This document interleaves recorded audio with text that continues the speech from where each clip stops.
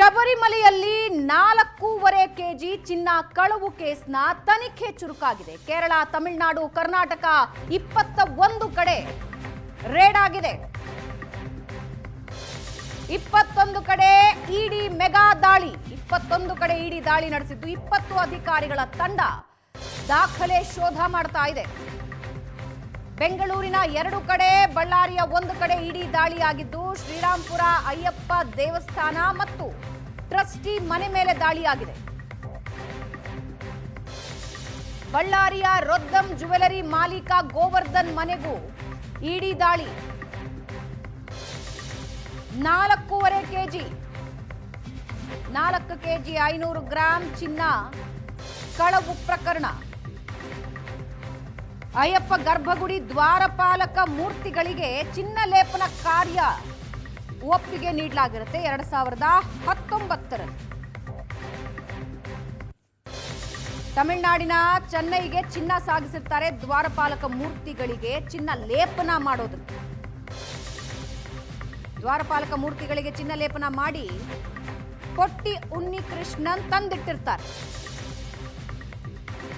ಈ ವರ್ಷ ಸೆಪ್ಟೆಂಬರ್ನಲ್ಲಿ ಮತ್ತೆ ಚಿನ್ನ ರಿಪೇರಿಗಾಗಿ, ಅಂದ್ರೆ ಕಳೆದ ವರ್ಷ ಉನ್ನಿಕೃಷ್ಣನ್ಗೆ ಹಸ್ತಾಂತರ ಮಾಡಿರ್ತಾರೆ.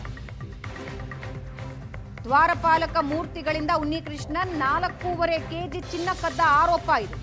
2019ರಲ್ಲಿ ಅಯ್ಯಪ್ಪನ ದೇಗುಲದಿಂದ ಚಿನ್ನ ಕಳುವಾಗಿರೋದು ಆಗ ಬಯಲಾಗುತ್ತೆ. ಇದೇ ಪೊಟ್ಟಿ ಉನ್ನಿಕೃಷ್ಣನ್ ದ್ವಾರಪಾಲಕ ಮೂರ್ತಿಗಳನ್ನ ಬೆಂಗಳೂರಿಗೆ ತಂದು ಪ್ರದರ್ಶನ ಮಾಡಿರ್ತಾರೆ. ಅನುಮತಿನೇ ಇರೋದಿಲ್ಲ. ಚೆನ್ನೈಗೆ, ಬೆಂಗಳೂರಿಗೆ ತಂದು ಪ್ರದರ್ಶನ ಮಾಡಿರ್ತಾರೆ. ಕೇರಳ ಹೈಕೋರ್ಟ್ ಮೆಟ್ಟಿಲೇರಿರುತ್ತೆ ಈ ಚಿನ್ನ ಕದ್ದ ಕೇಸ್. ಇನ್ನು ಬೆಂಗಳೂರಿನಲ್ಲಿ ಎಲ್ಲೆಲ್ಲಿ ಇಡಿ ದಾಳಿ ಆಗಿದೆ ಅನ್ನೋದನ್ನ ನಾವು ನಿಮಗೆ ತಿಳಿಸ್ತೀವಿ. ಬೆಂಗಳೂರಿನ ಇಡಿ ಅಧಿಕಾರಿಗಳು ದಾಖಲೆಗಳನ್ನ ಶೋಧ ಮಾಡ್ತಾ ಇದ್ದಾರೆ.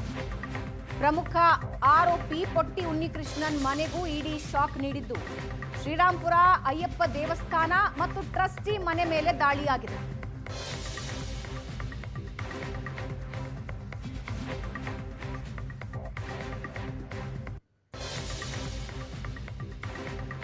ಬೆಂಗಳೂರು, ಬಳ್ಳಾರಿಯಲ್ಲಿ ಇಡಿ ಅಧಿಕಾರಿಗಳು ಶೋಧ ಮಾಡ್ತಾ ಇದ್ದಾರೆ. ಶಬರಿಮಲೆ ಚಿನ್ನ ಕಳವು ಕೇಸ್ಗೆ ಬಳ್ಳಾರಿಯೇ ಲಿಂಕ್ ಇದ್ದು ಬಳ್ಳಾರಿಯ ರೊದ್ದಂ ಜ್ಯುವೆಲರಿ ಮೇಲೂ ಕೂಡ ಇಡಿ ದಾಳಿ ನಡೆಸಿದ್ದಾರೆ. ದಾಖಲೆ ಪರಿಶೀಲನೆ ನಡೆಸ್ತಾ ಇದ್ದಾರೆ 9 ಜನರ ತಂಡ. ಬಳ್ಳಾರಿ ಬೆಂಗಳೂರು ರಸ್ತೆಯಲ್ಲಿ ರೊದ್ದಂ ಜ್ಯುವೆಲರ್ಸ್ ಗೋವರ್ಧನ್ಗೆ ಸೇರಿದ್ದ ರೊದ್ದಂ ಜ್ಯುವೆಲರಿಯಲ್ಲಿ ಇಡಿ ಶೋಧ ಮಾಡ್ತಾ ಇದೆ. ಪ್ರಧಾನ ಅರ್ಚಕ ಸೇರಿ ಬಾಗಿಲು ನಿರ್ಮಿಸಿದ್ರು ಈ ಗೋವರ್ಧನ್. ಈಗಾಗಲೇ ಗೋವರ್ಧನ್ನ ಕೇರಳ ಎಸ್ಐಟಿ ಬಂಧಿಸಿದೆ.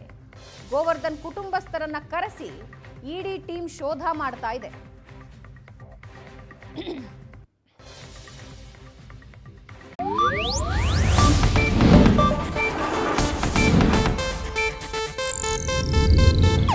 ಇದು ಏಷ್ಯಾನೆಟ್ ನ್ಯೂಸ್ ನೆಟ್ವರ್ಕ್ ಪ್ರಸ್ತುತಿ.